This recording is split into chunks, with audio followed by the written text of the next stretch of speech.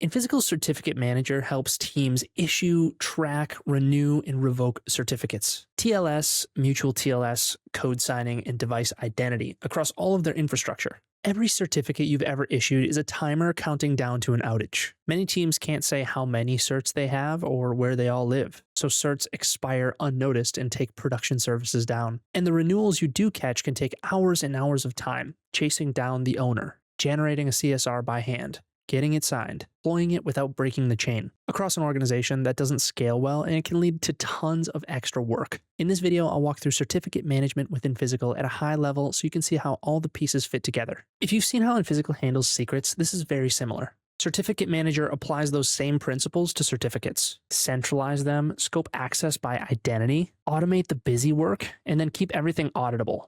And this is across the full life of an X509 cert. You can issue certs for TLS, mutual TLS, code signing, device identity, and you could sign them with your own private CAs, or you could use external ones like DigiCert, Let's Encrypt, Microsoft ADCS, and then importantly, you manage what happens after issuance, whether that's certificate renewal, monitoring, deployment, revocation. Now this is far superior to handing this off to a calendar reminder and good intentions. So we'll start where managing certificates usually starts, figuring out what you already have. Now, as we talked about earlier, the certificates that take you down are oftentimes the one that nobody knew were there. If you've already got certificates out there, a natural place to start is discovery. In discovery, you give it this set of targets that it's going to scan. You can use individual domains, IP addresses, or whole CIDR ranges, plus the ports to check, and it reaches out to each individual one and then comes back with the certificate that's being served. And we could run this once, or we can set it up on a certain interval. This way it keeps finding new certs as they show up. And so if I run this scan, every place it finds becomes an installation.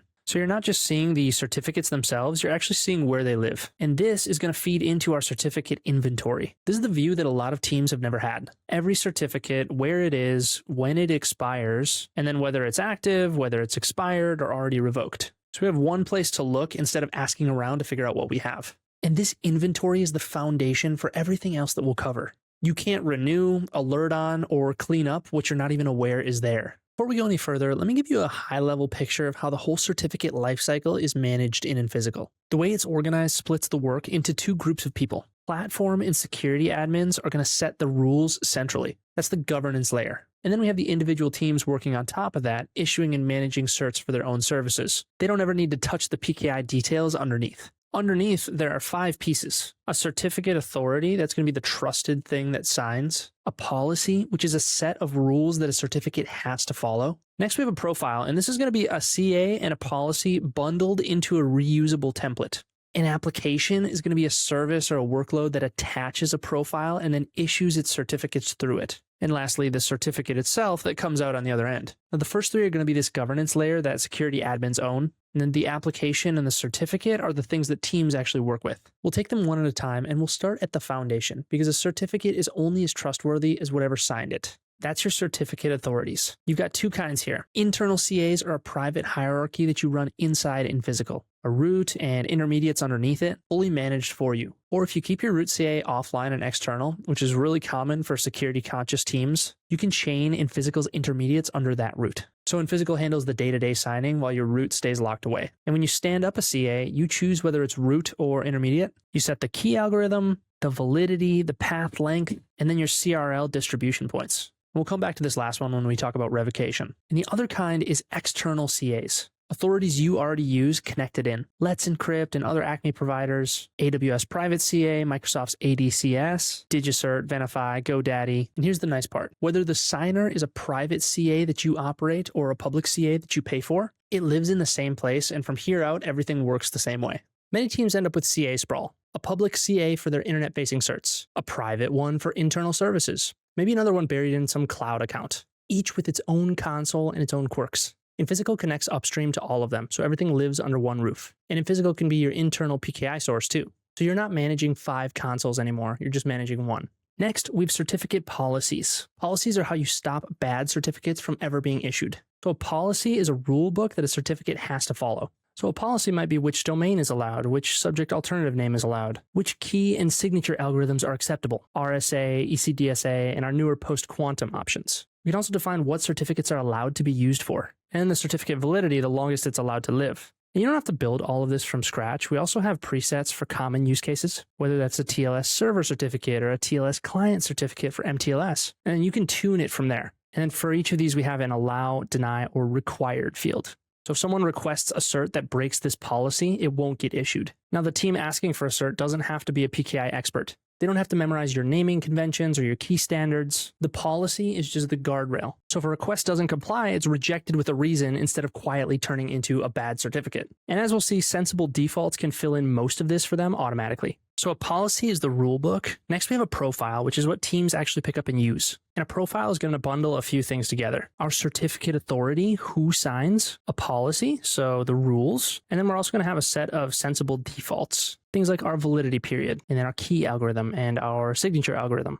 Now, if we put these together, we've basically defined the shape of a certificate once, so nobody has to reassemble it every time. And because it's reusable, our certificate policy can sit behind various certificate profiles. So we have the same rules, but different signers. Maybe one profile points at your internal CA and one points at DigiCert, but both of these inherit the same strict policy. Everything up until now, the authorities, the policies, the profiles, get set up once and is centrally managed by your security and platform admins. Applications are where the day-to-day actually happens. An application represents a service or a workload, a payments API, a device fleet, or an internal app, and you attach one or more certificate profiles to it. Now, the reason you'd attach more than one profile is that a single service often needs different kinds of certificates. Take that payments API, for example. It might terminate public-facing TLS with a publicly trusted certificate from one profile. And then at the same time, it might authenticate to internal services over MTLS using a client certificate from your internal CA under another. You also add the team members that work on it, and you give them a role: admin, operator, or auditor. This depends on whether they're going to be configuring things, if they're going to be issuing certificates, or if they're just going to be looking.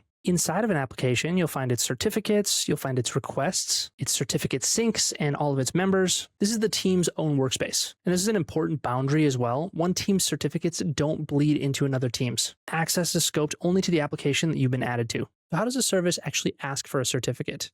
That is what enrollment handles. You turn on an enrollment method for a given profile within your application. And every application and enrollment profile pairing gets its own dedicated endpoint, so it gets a URL. This sounds minor, but it's what makes everything else work cleanly. That endpoint carries two pieces of context at once: which application is asking, so the right scope, the right approvals, the right alerts to apply, and then also which profile to issue under, so the right CA and the right rules to apply. And your tooling just points at one URL, and then out comes a compliant and renewable certificate. And the requester as well has to prove who it is to use that endpoint, whether that's with a machine identity or the enrollment method's own credentials. So not just anybody can ask for a certificate. And there are 4 ways to reach that endpoint depending on what's asking. API for the UI, the Infisical agent, or your own scripts. Acme for standard tooling like certbot or cert manager, the same protocol that Let's Encrypt popularized. EST for device and machine identity, mutual TLS, and really any client that can speak it. And then SCEP, our long-standing option for network gear and MDM managed device fleets, and is the protocol behind device management tools like Jamf and Intune. Once that's wired up, issuing certs is the easy part. You request a certificate against a profile. You can do it the CSR way, so your client generates the key pair and then sends a signing request, or you can let Infisical generate that key pair for you and then hand it back with a certificate. Either way, the request gets checked against the profile's policy and signed by the profile's CA. And then you pull it down in whatever format you need, whether PEM or PKCS 12 bundle. Remember that expired cert outage from the beginning of the video? Automated renewal is what keeps it from ever happening.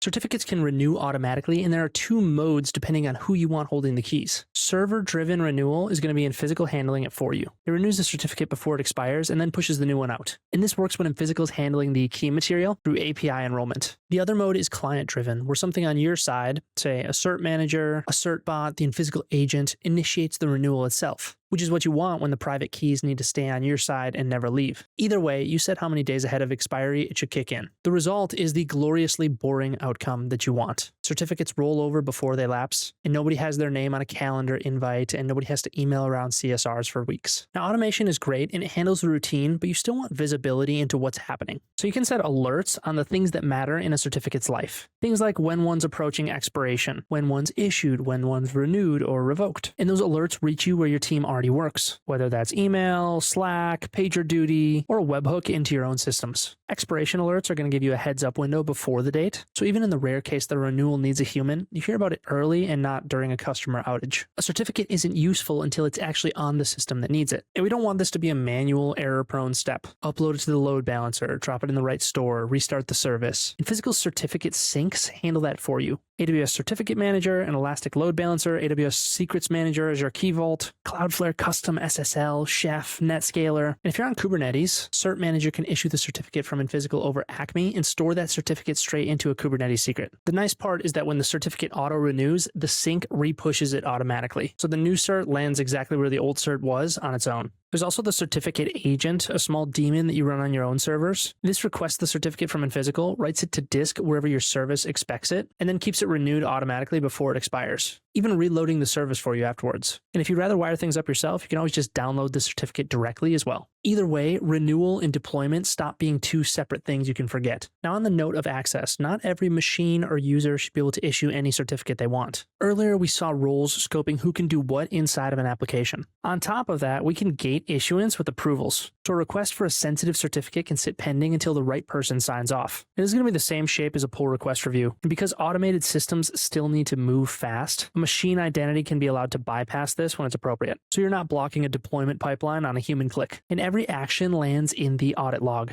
Who requested what, who approved it, when it was issued, when it was revoked. So when an audit asks who issued a certificate and why, it's all going to be right here. Sometimes a certificate needs to die before its expiry date. It's compromised, it was misissued, or the thing that it belonged to is just gone. That's where revocation comes in. You revoke it with a reason, and the authority publishes that through a CRL, a certificate revocation list. This is the list that clients check to know not to trust it anymore. And then on the other half of the lifespan, expired certificates don't have to pile up in your inventory forever. Cleanup can age these out automatically. Now, a couple more things worth knowing, and we won't go too deep in them today. Certificate Manager also handles code signing. So code signing lives in its own space, separate from the applications we just walked through, but it follows the same idea. You sign your software artifacts with centrally managed keys in the same kind of approval workflow. So a release gets signed without the signing key floating around on someone's laptop. And if you're thinking about post-quantum, the newer ML-DSA algorithms are right there in the same algorithm picker as RSA and ECDSA. So that is Infisical Certificate Manager. In one platform, you can discover and inventory every certificate that you have, issue new ones from private or public authorities, and standardize them with policies and profiles. From there, Infisical renews and redeploys them automatically and keeps the whole lifecycle governed with scoped access, approvals, alerting, and a full audit trail. It's the same philosophy behind Infisical Secrets Management. You shouldn't have to trade security for moving fast. From here, you can go deeper on any piece, whether that's Kubernetes and the Cert Manager flow, Acme, Discovery, approvals. We've linked docs to each of those below. Thanks for watching, and drop any questions in the comments. We'll reply to every single one.